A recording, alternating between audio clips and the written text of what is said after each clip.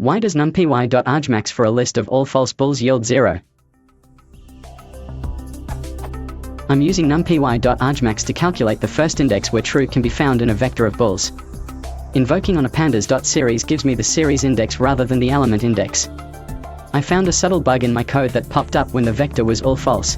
Returning index 0 in this case seems dangerous since true could very well be the case where true was in the first element. What's the design choice for this return value?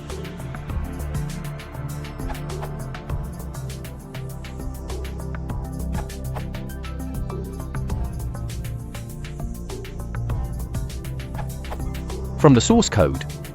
In case of multiple occurrences of the maximum values, the indices corresponding to the first occurrence are returned dot. In the case where the vector is all false, the max value is 0, so the index of the first occurrence of the max value, i.e. 0, is returned.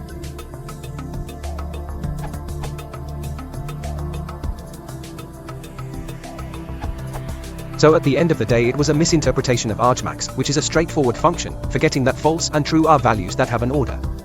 I was blindsided to these realities in using Argmax as a tool in service of finding a specific element, an index to any true element, and expecting it to behave like a common find function with the common conventions of returning an empty list, -1 for an index, or even none under the condition the element does not exit.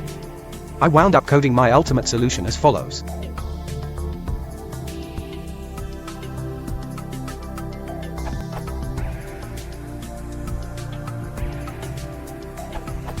If you are using pandas, can you mask the Boolean series with itself and then take the min or max of that series? This gives nan if there are no true values.